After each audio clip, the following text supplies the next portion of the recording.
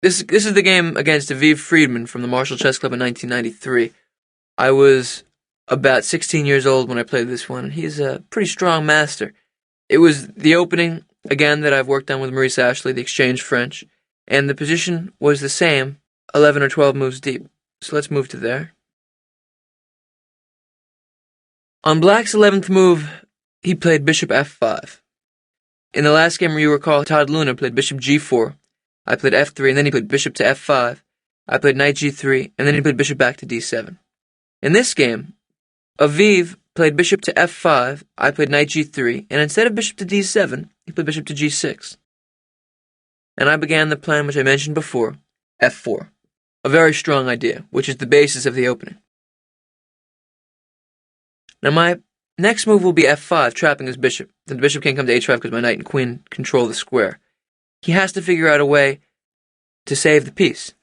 If he plays queen d7, he in fact does not defend the f5 square because I play f5, and if the bishop takes, knight takes, queen takes, he's lost control of the e7 bishop, and I win it.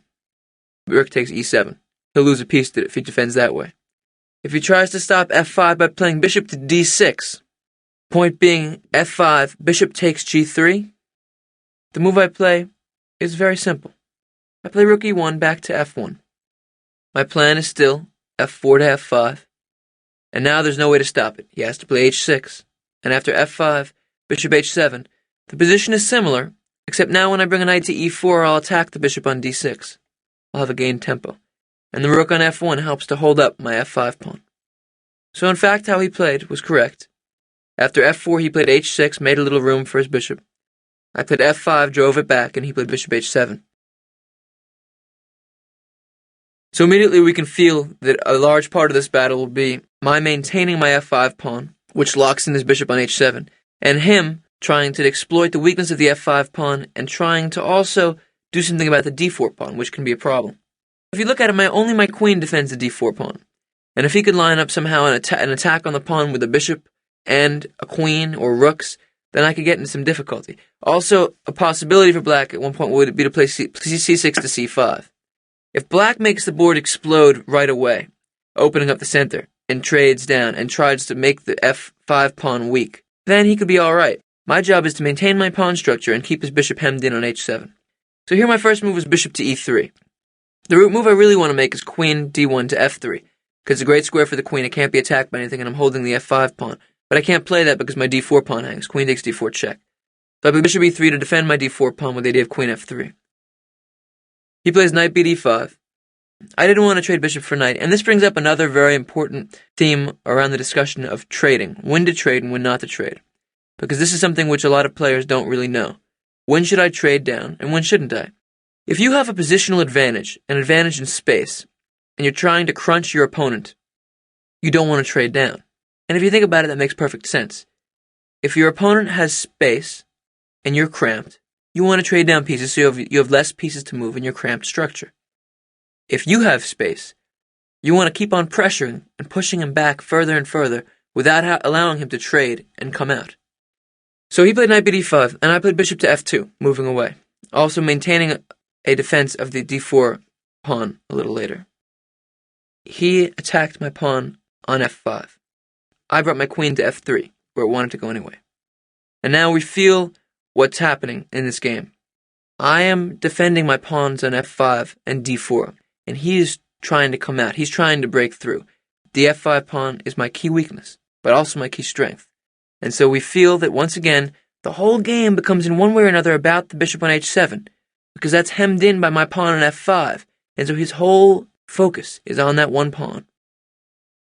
He played the move bishop e7 to d6. Now his threat here is bishop takes g3, bishop takes g3, queen takes f5, removing the defender of the f5 pawn. So I defended my pawn once again, bishop c2. And he played knight d5 to e7. And this is the key moment. It looks as if, in a way, my position has sort of come to a standstill. He is attacking the f5 pawn 3 times, and I'm defending it 3 times. But unfortunately for me, that's not the whole story. He's also attacking my defender, my knight on g3. So in fact, my f5 pawn is in trouble. His threat is bishop takes g3, bishop takes g3, and then knight takes f5. Bishop takes f5, queen takes f5, queen takes f5, bishop takes f5. And at the end of that variation, I'm down a pawn, and I've lost my f5 pawn. His bishop on h7 has suddenly become very active, and things are looking very bleak. But I had a plan a number of moves ago, that in this position I would play a very interesting exchange sacrifice, rook e1 to e5. I really like this move.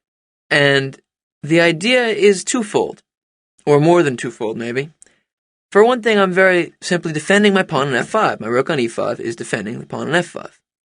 But beyond that, it's a move it's walking into the fire. My rook is sticking itself directly in front of the bishop on d6. I'm simply sacrificing the exchange. But if he takes my rook on e5, I'm going to gain an initiative. And this brings up an important question of the quality of pieces. The rook is worth 5, and the bishop is worth 3. That's well known. But in different positions, the value of those pieces change. His bishop on d6 is a very strong piece. For one thing, it's threatening the very foundation of my position, which is indirectly my f5 pawn. And another thing, it can eventually attack my d4 pawn. My rook on e1 is also a good piece, but I feel if I improve my structure by my pawn eventually coming to e5, and I trade off for the bishop on d6, I'm going to get a very large attack. This brings in the discussion of time. I'm giving up material for quality and time. Garry Kasparov describes chess within 3 dimensions: time, material, and quality. And it's a very interesting way of discussing the chess game. After bishop takes e5, d takes e5, what I'll be doing is I've given up material, but I've improved my quality because my pawn has come into the attack, and I've gained time because I'm attacking this knight, and now I have a very strong initiative. He didn't want to do this right away. He waited a moment. He played rook f to e8, and I played rook a to e1. 2 improving moves, strange moves to play in such a crazy position. He wanted to control the e-file. I actually prefer, for black, to maintain the rook on f8, guarding the f7 square. I think it would have been a little more accurate for him to play rook a to e8, to maintain the defensive position of his rook on f8. During the game, I felt that was his best move. I would still have played rook a to e1. I still like my position, but I think it was a slight improvement for black, slightly better defense. So he took on e5, bishop takes e5. I played d takes e5, and he played knight f to d5. And here we have to deal with the realities of compensation in chess. Compensation is simply when you're down material and you have something for the material, whether it's time or quality. And in this position, the compensation that I have is a little bit of both. I have an attack, potentially, and I really like my pieces. He has nothing to oppose my bishop on f2. This piece will be very good later on. Also, his rook on a8, which is the advantage of the exchange that he has, isn't doing all that much right about now.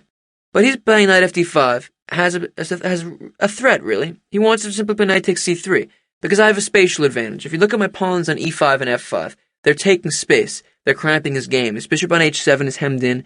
His queen on d7, his knight on e7. Nothing can really move that much.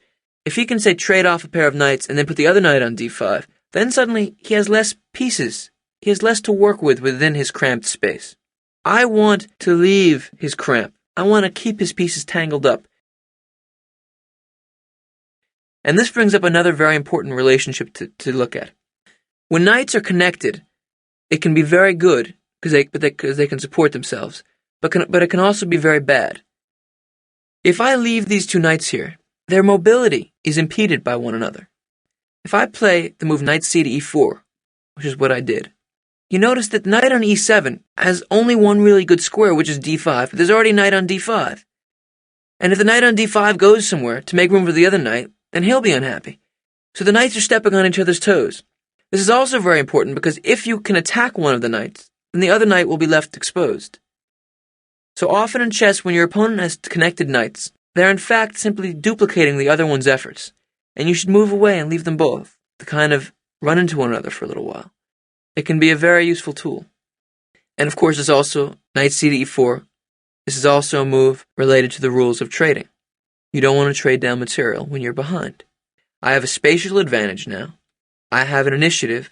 He's cramped, and I'm down material. All of that says don't trade down. And I didn't. I played knight c to e4. Now, a tactical moment has to be heated here. Can he play knight takes f5? It looks as if maybe the f5 square isn't defended enough. If knight takes f5, I play knight takes f5. He plays bishop takes f5. Now what do? I have a number of options here. Some are good, some are better, one is winning. One thing I can play is knight f6 check. But this move isn't correct, because he plays g takes f6, and after I take on f5, he can figure out ways to defend. My best move is something less forcing, but in fact more forcing. It's not check, but it works very well. I play knight e4 to c5.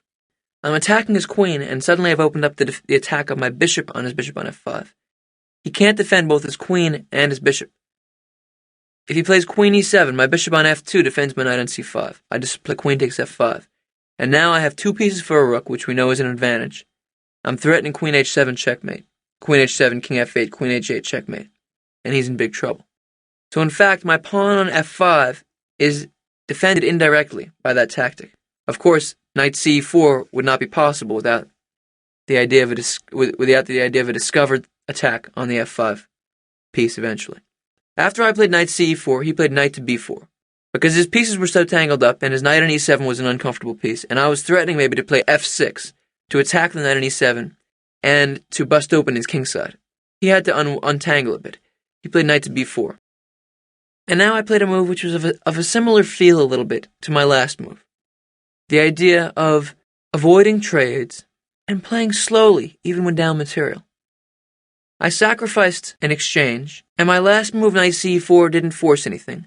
Notice that I have hundreds of tactics here. I can play e6, try to attack. I can play f6, try to attack. I can play knight h5, try to attack. Queen g4, try to attack. Lots of stuff. But none of it quite works. And I have to just play slowly. Bishop c2 to b1. I bring my piece back. The other possibility would be to play bishop c2 to b3. But the downside of that is then I lose my f5 pawn, and he can unwind. Bishop c2 to b1 maintains the indirect defense of the f5 pawn. And now my opponent played knight e to d5. Now his idea makes very good sense. He wanted to unwind his pieces, but notice his knight was irrelevant on e7, was a target. Now his knight on b4 is also very irrelevant. It does absolutely nothing. So he's just simply tried to compensate for some of the spatial disadvantage. He's tried to unwind his pieces a little bit. And now he has a threat. His threat is rook takes e5. And here I made a move which I think was a mistake. I played knight c to e4, which was a patient move, and I played bishop to b1, which is a patient move. I am of the opinion that I probably should have played one more patient move. I should have played the move bishop f2 to d4. This maintains my pawn on e5, and now my central structure is very solid, and he has to make another move. I think this move would have been a little bit better than what I did. It maintains the solidity of my position, but what I played was very interesting also. I sacrificed the pawn on e5 and played queen to g4. Now I have lots of threats. One of them is simply knight h5, which is very hard for him to handle, but he has a very good way to do it. He played rook takes e5. And now the position has reached a crux. Now if you go back a moment, and you look at the position after he played knight e to d5, so far I've maintained the tension of the position. If you think about the meaning of that phrase, you'll see that there's tension all over the place. I have hundreds of ways of trying to attack him, lots of ways to bust open the position, but I don't want to do it so quickly. Because if you have a very good position and you bust things open, what you're doing is you're making things concrete, you're making them specific. And if you make things specific, then you have to be mathematically correct. And if you're mathematically incorrect, then you just lose. The greatness is the ability to improve your position to the point that the numbers work out. And often in chess, a better position really means that your position has the potential for the numbers to work out. Not necessarily that the numbers work out immediately. And so if you think that when you're better, it means that you can just smash ahead and mate the guy, you're wrong. That's not what better means. What better means is that your position has the potential, if played correctly, to turn out well. So don't think that when you're better, when you're attacking, it means you can just force mate. It's not what it's about. Often the way to play best, the way to play within the position, is to maintain it. And that's why in this position I'm of the opinion that bishop to d4 was slightly better. One more move of maintaining my position. Very, very, very hard for black to make any moves now. And my next move, I'll play queen g4, and I'll start the attack. So I think I rushed by a little bit. I played queen g4. He played rook takes e5. So far this game has been very exciting. I've played very interestingly. I've played patiently. I think a little too impatiently. I was only 16 years old. In this position, I threatened mate with knight h5. And he made a move which I didn't see until after I played knight h5. After I played knight h5, I saw his move and I said, oh my god, look what I did. He played bishop to g6. And now we see a chess struggle. This is real chess. This is real competition. If I play f takes g6, he plays queen takes queen on g4, and I'm roasted. I'm in big trouble. I lost my queen. My pawn on f5 is pinned. The rest of this game is under the theme of the pinned piece. The reason I showed the last two games against Luna and Katina was to help prepare you for this game and for the ones that follow. The theme of the pinned defender and the pinned attacker is very important here. And now my pawn on f5 is the pinned attacker. He can't do anything. My opponent is threatening bishop takes h5. Notice the bishop g6 was the only way to defend mate. If he moved his pawn on g7, knight f6 would win a queen. If he played f7 to f6, exposing the queen's defense of g7, I play knight h5 takes f6, and after knight takes f6, knight takes f6, the pawn on g7 is pinned, and I win the queen. Very good fork. His only move was bishop to g6. And after that, think about the moment. We've made 25 moves. I have about 10 minutes on my clock. I missed that last move. When you miss a move, your heart starts to pound. You feel the moment. You feel a little bit nervous. You feel the heat of the moment. You think, oh no, what did I do? The moment when you make a mistake is the moment in which you have to rise as a competitor. That's what defines chess excellence, and that's what defines competitive excellence. The ability to confront the moment in which you make a mistake. In this position, I made a mistake. I missed his last move, but now I had to rise. I had to make things crazy. I didn't have much time left, and now I had to do it. I played knight takes g7. And from here, the game gets completely insane, tactical, wild, crazy. Pieces will be everywhere. But now look at what's happened. My opponent is very pleased with himself in bishop to g6. When you become pleased with yourself in a chess game, it's a dangerous thing.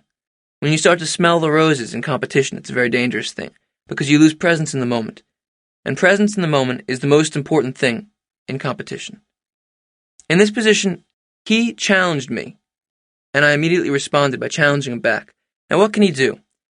If he takes my knight on g7, which is what he did, I have things in store for him, which you'll see. But does he have anything else is the question. Does he have anything else? What is my threat? Do I have a threat? The point of the position is that I'm down an exchange, but I'm attacking. His king is open. Things are completely unclear. I'm not winning this position. Things are unclear. He played king takes g7, and I played bishop on f2 to d4. I'm down a rook now. When you're down a rook, it's dangerous. But now his rook is pinned on e5. Now you may be thinking, did I have f5 to f6 check winning a queen? It's a good idea. I'm using the line of the queen on g4 to the queen on d7. It's a very good idea, but in fact it's not correct. If I play f5 to f6, discovered check, he has knight d5, takes on f6. He's responding to the check and defending his queen on d7. That's a tactic which is very tempting, very, very nice looking, but it doesn't work. I play bishop d4. And here, my opponent made his decisive mistake. He played rook a to e8, a completely logical looking move. But in fact, he had a way to maybe try to save the game. What he should have played was queen d7 takes f5. Give up a rook. Give the rook back. Sometimes when you're defending and you're attacked, you have to give back the material. This is a very common idea in defense. When you're ahead in material, to give back the material. I take his queen takes f5, bishop takes f5, and I play bishop takes e5 check. He has to play king on g7 to g6. And if you look at this position, I'm down a pawn. My pieces are much better than his. I think white is probably slightly better here, but the position is completely hard to win. Very difficult position. I have moves like g2 to g4, forcing him to play bishop f5 takes g4. And then I can move my knight anywhere on the board with discovered check, but unfortunately I don't have a very good one. So I wouldn't do that. I would play more slowly. But my position here is very, very good. But not necessarily winning. So this is the correct way for him to play. He had a correct way to play. When he played bishop g6, he was hit by a surge of optimism. He felt hope. He felt like he had a chance. And after I played knight takes g7, he had to confront an immediate challenge. Now we're both running short of time in the game, and I'm threatening his rook. He wasn't present at the moment. He didn't feel the immediacy of the danger. He played rook a to e8. I played queen back to g3, attacking the pinned piece. And now he's in big trouble again. If he plays f7 to f6, I play queen takes g6 check, and he's just in big trouble. I can win his rook next with bishop takes e5 if I want to. I'm up pawn. I can take on h6 check. He's getting nailed. when he plays rook a8 to e8, what's happened here is that the position is one of pins. My bishop on d4 is pinning his rook on e5. My pawn on f5 is attacking his bishop on g6. My pawn on f5 is unfortunately pinned to my queen on g4 by his queen on d7. His bishop on g6 is also pinned, but the piece that could take the pinned piece can't take it because it's pinned itself. My move queen g4 to g3 made all the pins work out well for me. Now my pawn on f5 can take his pinned piece. His rook on e5, which is pinned, is attacked by my queen on g3 now. He played the only move to defend against all the pins. Queen on d7 takes f5. And the move that I played now made his whole position fall under attack. It's the most beautiful position which I've ever played, I think. I played knight e4 to d6. And now take a moment, take a deep breath, and look at the position. Notice that almost every single one of his pieces is attacked.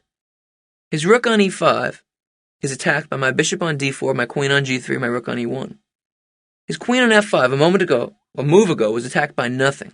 Now it's attacked by two things, my knight on d6 and my bishop on b1. His rook on e8 is also attacked by my knight on d6. Everything is attacked. You can't do anything. I'm threatening knight takes f5 with check, and I'm threatening my rook knight takes e8 with check. So he played a logical move. He played king on g7 back to f8. And now you can notice that things can suddenly look tricky. I was attacking all those big pieces, two rooks and a queen, and now I'm still attacking all those pieces, but he's also attacking some of my pieces, and I only have one move to take them all. This is a critical thing. If I take his queen with my bishop on f5, he plays rook takes e1 check. I play king f2. He plays rook on e8 to e2 check. I play king f3. He plays, for instance, bishop on g6 to h5 check. I'm in trouble suddenly. I'm running. If he wants to, he can win my queen with rook e3 check. Bishop takes e3, rook takes e3. The king moves, he takes my queen. Suddenly I'm down a piece. King f2, rook takes queen, king takes queen. We trade bishops. He has two knights and I have one. I'm losing. So if you go back and you see the position, all of his pieces are attacked, but I only have one way to win the game. I take his rook on e5 with my bishop. I maintain all of the threats and I stop all of his. Now his queen is still attacked by my bishop on b1, and his queen and rook are attacked by my knight on d6, and there's no way to defend against everything. And I've taken back a rook. He has to play queen g5, but it's completely lost. He's offered a trade of queens when finally, for the first time in the game, I'm actually ahead in material. I took on e8. He took on g3. I played bishop takes g3, and he played bishop takes b1.